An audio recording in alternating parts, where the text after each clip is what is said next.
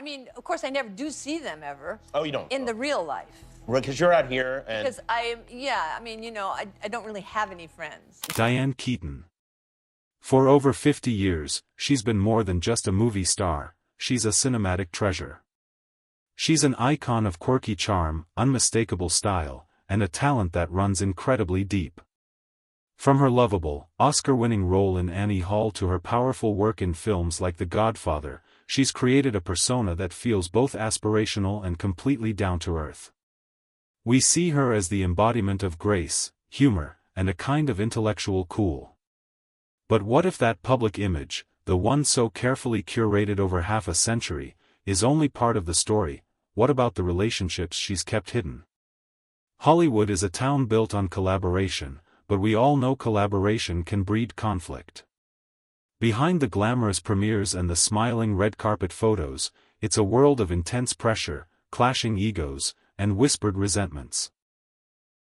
And while Diane Keaton has worked with the biggest names in the business, online chatter and decades of on-set rumors suggest that not all of those partnerships were friendly. In fact, some were whispered to be downright hostile. Today, we're not just repeating those rumors. We're going to investigate them. We're looking into the 5 actors that the internet and the Hollywood gossip mill claim Diane Keaton secretly couldn't stand. We'll sift through cryptic interviews, behind-the-scenes stories, and Keaton's own surprisingly candid moments to figure out, is there any real fire to go with all this smoke? Or is this just another piece of Hollywood fiction? Coming in at number 5 is a man who was not only her co-star and director but also one of the great loves of her life, Warren Beatty. Their work on the 1981 epic Reds is the stuff of Hollywood legend. The film, a sprawling drama about the American journalists who chronicled the Russian Revolution, was Beatty's absolute passion project. He directed, produced, co-wrote, and starred in it. And he cast Keaton, his romantic partner at the time, as his leading lady. The result was a masterpiece. The film got a staggering 12 Academy Award nominations, including one for Keaton herself. On screen, their chemistry was electric, a raw, realistic portrayal of a passionate and intellectual relationship. But behind the scenes, the story was one of immense strain, both personally and professionally. The production of Reds was famously difficult, a grueling, year-long shoot across multiple countries. Beatty, a known perfectionist, was relentless. He would demand an astonishing number of takes, sometimes up to 80 for a single scene, pushing his entire cast to their absolute limits. An assistant director on the film even said that the intense process almost got broken. The rumors really stem from this high-pressure environment. Tabloids at the time and articles since have painted a picture of a relationship crumbling under the weight of the film. Keaton herself has admitted how challenging it was. In one interview, she reflected on the experience, saying, "It took so well to make Reds, a full year of my life. We kind of broke up during the movie. He likes to do a lot of takes. He was so passionate about it and such a perfectionist. He was driven." That one line, "we kind of broke up during the movie," is often used as the main evidence for a professional feud that mirrored their personal split. The story suggests that Beatty's intensity as a director clashed with Keaton's more spontaneous acting style, creating friction that just became impossible to manage. But does a tough shoot and a breakup really equal professional hatred? When you look closer at what both have said over the years, the story gets a lot more complicated. Beatty has consistently expressed nothing but admiration for her. In 2016, he told People magazine, "I love her. She's a combination of integrity and humor and intelligence and fairness and, did I say beauty? A brilliant comedic sense. That's hardly how you talk about a co-star you hated." He says they are still close friends. Keaton, for her part, has also framed the experience in terms of respect for his artistry, even with all the difficulty. While she admits he was a perfectionist, she's also called him a brilliant character and an unbelievable director and producer. She even noted that a fight scene in Reds felt so real precisely because they knew each other so well, saying, "I think when you know someone well, you feel comfortable in your acting enough to do that. So, what's the real story? The making of Reds was undeniably a pressure cooker that tested their relationship and her endurance. The strain was real, and it happened at the same time their romance was ending. But calling it hatred is a huge oversimplification. The evidence points not to a bitter feud, but to two passionate artists working on a massive, difficult project where the lines between life and art got blurry. The fact that they remain friends and speak so highly of each other decades later suggests that whatever conflicts they had were ultimately overshadowed by a deep, mutual respect. At number 4, we have a name that just feels wrong to associate with any kind of on-set drama: Meryl Streep. Streep is seen by many as the greatest of all time, the ultimate professional. Keaton and Streep, two titans of their generation, finally shared the screen in the 1996 drama Marvin's Room. The film is about two estranged sisters, Bessie, Keaton, and Lee, Streep, who are forced back together after Bessie gets sick. The movie itself is a masterclass in quiet tension. Bessie is the selfless sister who stayed home to care for their sick father, while Lee is the fiercely independent one who ran away from family responsibility years ago. Their relationship on screen is awkward and full of things left unsaid for 20 years. For their work, both actresses were phenomenal, and Keaton even earned an Academy Award nomination, but the rumors of a feud don't come from some big, dramatic on-set fight. There are no stories of screaming matches. Instead, the whispers are more subtle, rooted in that classic, tired Hollywood trope of pitting two powerful women against each other.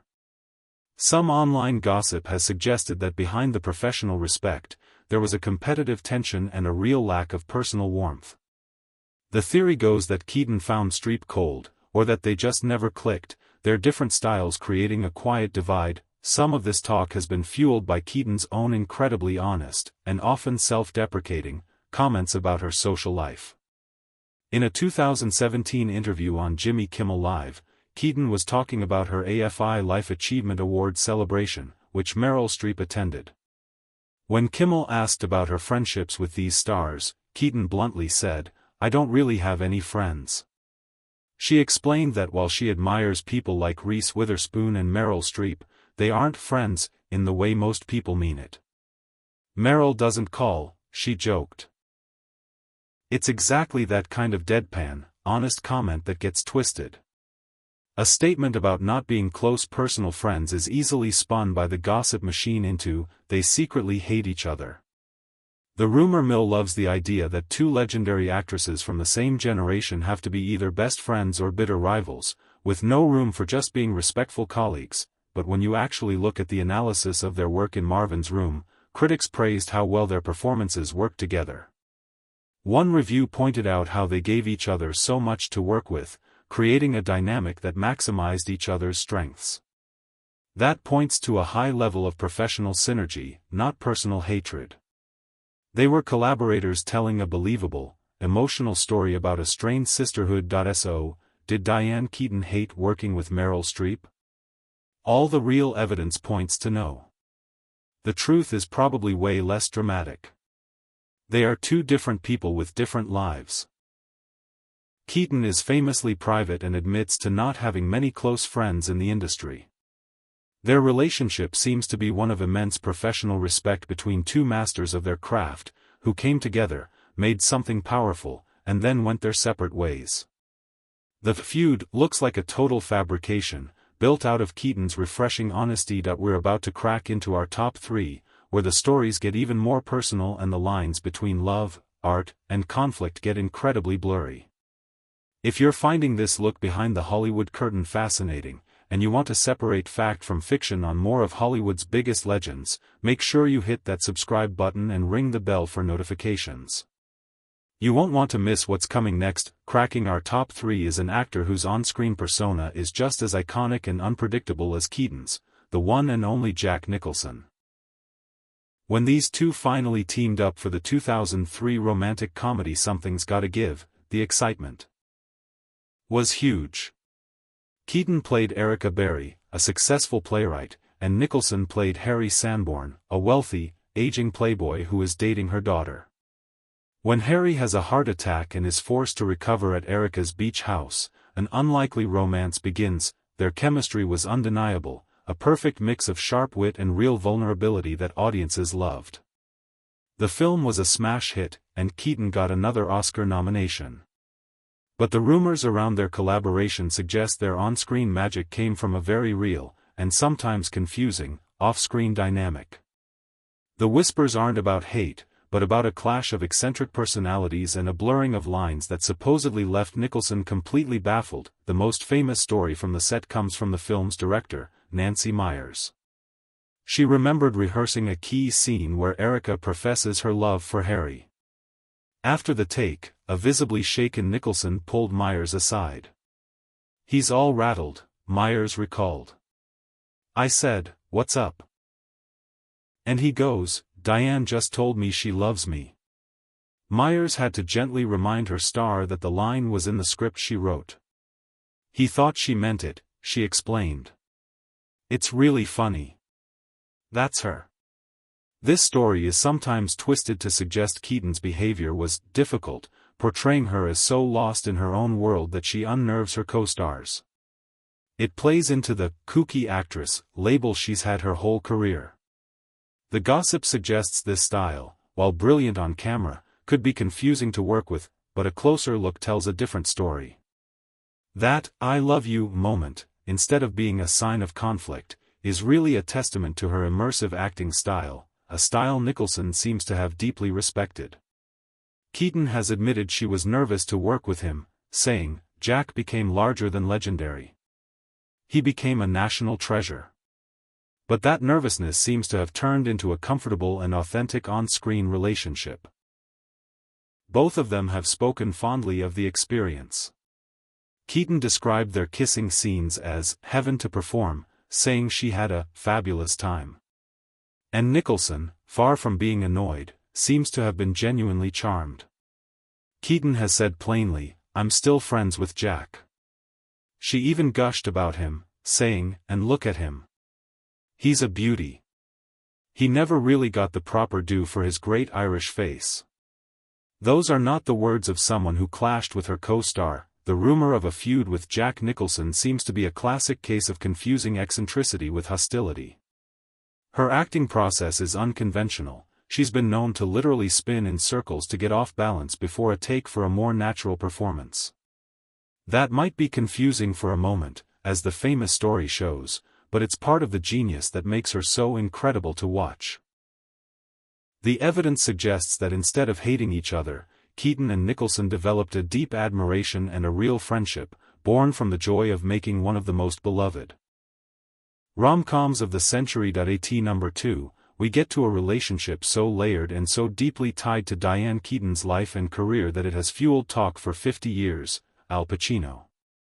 Their story wasn't just a professional one, it was an epic, on-again, off-again romance that lasted nearly 2 decades and covered 3 of the most iconic films ever made, the Godfather trilogy. They met on the set of the first film in the early 70s, both of them about to become superstars.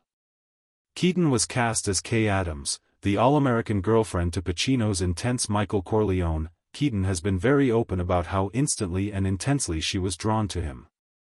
She told People magazine she had a crush from the start and was soon mad for him. She described him as charming, hilarious, a non-stop talker. There was an aspect of him that was like a lost orphan, like this kind of crazy idiot savant. And oh, gorgeous. In her own memoir, she confessed, "For me, the Godfathers, all 3 of them, were about one thing, Al. It was as simple as that." This is where the rumors of bad blood come from. The gossip isn't about a simple on-set fight, it's about deep, soul-crushing heartbreak that supposedly poisoned their work. The narrative focuses on how their personal story ended. After years of a rocky relationship, Keaton reportedly gave Pacino a marriage ultimatum. He refused, and the romance ended for good.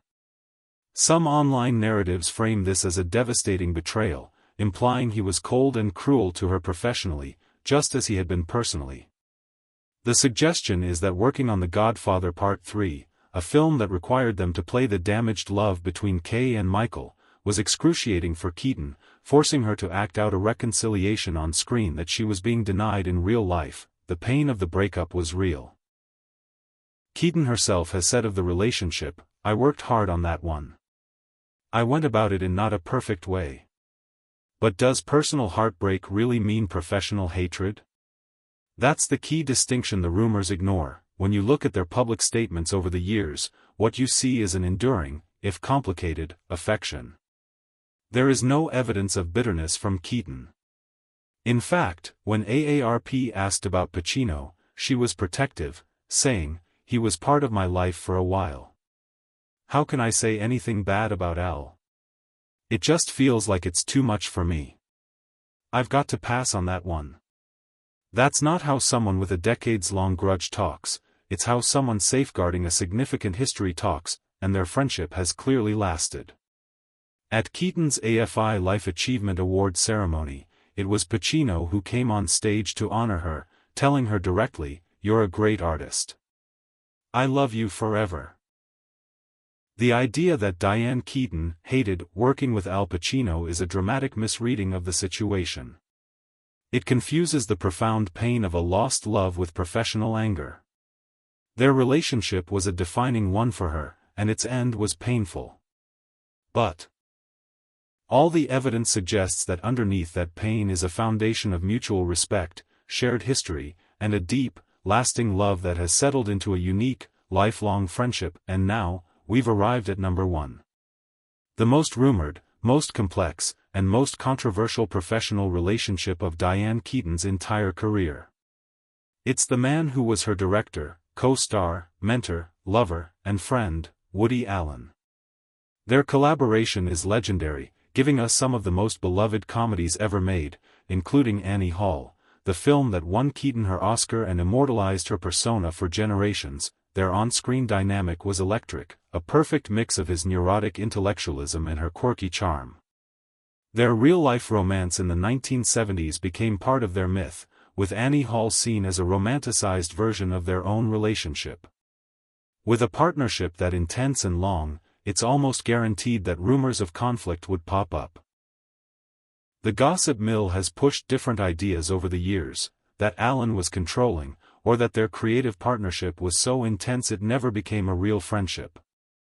Some online speculation claims Keaton admitted she knew him as an artist, but not as a person. But to call their relationship a feud is to ignore the single biggest piece of evidence to the contrary: Diane Keaton's unwavering, fierce, and public loyalty to Woody Allen for over 50 years. While many in Hollywood have distanced themselves from Allen after the resurgence of sexual abuse allegations against him, Keaton has stood by him without hesitation. In 2018, as the #MeToo movement gained momentum, she went on Twitter to defend him, posting, "Woody Allen is my friend and I continue to believe him." Her defense has never wavered. In a 2023 interview, when asked if the controversies had overshadowed their work, she was defiant. "No, not at all," she replied. "No. I'm proud. I'm proud beyond measure." She consistently credits him with her entire career, saying he gave her every opportunity. She still has dinner with him and his wife when she's in New York. This is where the narrative of a feud gets completely twisted. The conflict isn't between Keaton and Allen. The conflict is between Keaton and the people who criticize her for supporting him. Her loyalty has put her at odds with many. The feud is external, a result of her defending a controversial figure. When you listen to her talk about their actual working relationship, it was clearly built on creative freedom and mutual adoration. She has said he was so hilarious and that she adored him. She describes his directing style as loose, which helped her as an actress. So, placing Woody Allen at the top of a list of actors Diane Keaton hated isn't just wrong, it's the complete opposite of the truth. Their bond, while complex and evolving from romance to a lifelong friendship, appears to be one of the most significant and positive relationships of her life. The rumor is a total fabrication, born from the public controversy surrounding Allen and unfairly projected onto their partnership. The only battle Keaton seems to be fighting here is the one on his behalf. So there you have it. From the intense set of Reds with Warren Beatty to the rumored rivalry with Meryl Streep, from the eccentric energy of Jack Nicholson to the profound heartbreak with Al Pacino, and finally, to the unshakable loyalty for Woody Allen. We've looked through 5 of the most gossiped about relationships in Diane Keaton's career. What becomes clear is that the whole idea of a hate list is a Hollywood fantasy. Diane Keaton has never named names. In fact, when Steve Martin asked her in a 2021 interview to name the most unpleasant actor she'd ever worked with, she flatly refused, saying, "That would hurt somebody's feelings." It's a statement that says everything about her character. These stories of feuds are built on misunderstanding, exaggeration, and the public's endless hunger for drama. A difficult production becomes hatred. Not being best friends becomes a rivalry. Personal heartbreak becomes professional animosity. And loyalty in the face of controversy becomes a feud with the world. The truth is always more complex and, in Keaton's case, seemingly more gracious than the rumors want you to believe. What do you think? Which of these Hollywood rumors surprised you the most? Is there a difference between a difficult collaboration and a real feud? Let us know your thoughts in the comments below. And for more deep dives into the true stories behind Hollywood's biggest legends, don't forget to like, share, and subscribe. Thanks for watching.